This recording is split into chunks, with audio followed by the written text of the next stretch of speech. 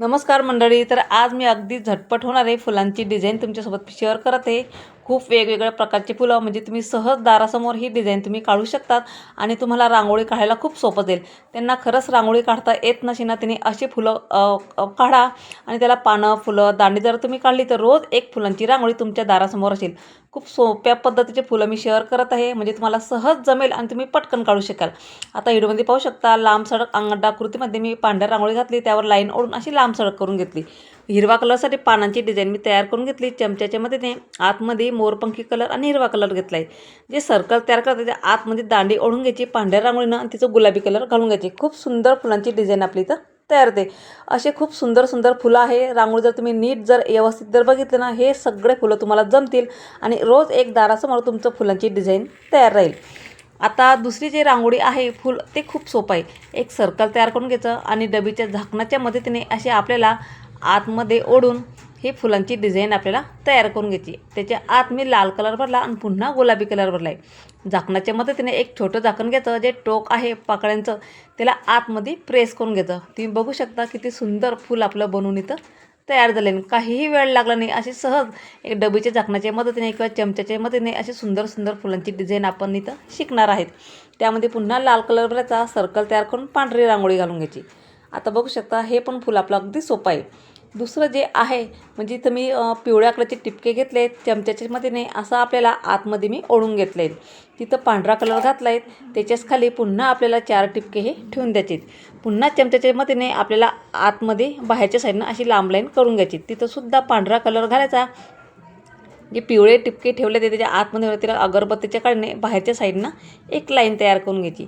अशा पद्धतीचं हे फूल खूप सुंदर दिसते. खालचं जे टोक आहे तिथं मी पानांसाठी असे वेगळा आकार दिले आहेत. तिथे हिरवा कलर किंवा मोरपंखी कलर तुम्ही वापरू शकतात. अशा पद्धतीनं हे आपले पानं इथं तयार करून घ्यायची. अगरबत्तीच्याच काळीने किंवा माचीच्याच काळीने असे लांब लाईन त्याला ओढून घ्यायची. खूप सुंदर प्रकारचं फूल आपलं बनून तयार होते. त्यामध्ये मी लाल कलरचे टिपके इथं ठेवून दिलेले आहे. हे फूल पण तुम्ही दारासमोर अगदी सहज काढू शकता. आणि दुसरं जे आहेत ना, ते पुन्हा आपल्याला लाल कलरचे जे टिपके आहेत तिथे सर्कलमध्ये घालून घ्यायचे. त्याला पुन्हा सर्कल करून त्यात पांढरी रांगोळीचे टिपके आपल्याला घालून घ्यायचे. म्हणजे एक प्रकारची शेडिंग आपली इथं तयार होते. अशा पद्धतीचं फुली तुम्ही अगदी सहजपणे काढू शकता. तुम्ही बघू शकता खूप सुंदर फूल आपलं बनवून तयार झालं. आतमध्ये निळा कलर घातला आणि जे टोकावर आहे तिथं असे लांब लाईन ओढून घ्यायचे बाहेरच्या साईडनं. बघू शकता सुंदर फूल आपलं बनवून तयार झाले आहे की नाही. सगळ्यात सोपी पद्धत. रोज एक रांगोळी तुमच्यासोबत शेअर करते आणि जास्तीत जास्त सोप्या पद्धतीनं दाखवते, म्हणजे तुम्हाला सहज काढता येतील.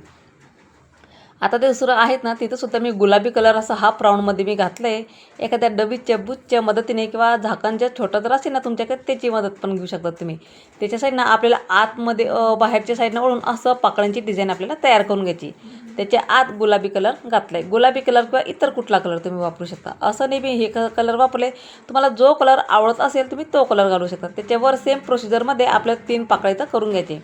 आतमध्ये लाल कलर आणि थोडासा ब्राऊन कलर इथं आपल्याला वापरायचा, म्हणजे शेड खूप छान दिसता. अगरबत्तीच्याच काठीने आपल्याला आतमध्ये ओढून असे लांब लाईन तयार करून घ्यायच्या.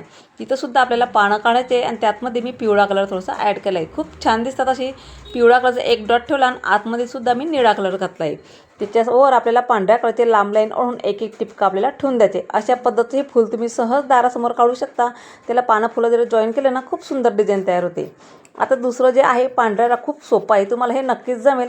व्हिडिओमध्ये दाखवते त्याप्रमाणे एक पांढरा डॉट ठेवला आणि त्याच्याच खाली आपल्याला लांब लाईन ओढून घ्यायच्या. वर निळा डॉट ठेवून वरच्या साईडनं 3 डॉट प्रेस करून घ्यायचे. खूप सोपे फुलं मी आज तुमच्यासोबत शेअर करत आहे. आणि हे जे फुलं आहे ना, हे तुम्हाला सहज जमेल, कोणीही काढू शकेल.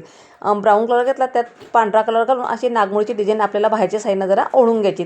असं शेड पण छान दिसतो. किंवा मी 2 कलर वापरले. तुम्हाला एकच कलर जर वापरायचा असेल ना, तुम्ही त्यात 1 कलर पण वापरू शकतात. अशा पद्धतीनं ही फुलांची डिझाईन पण अगदी सहज होते.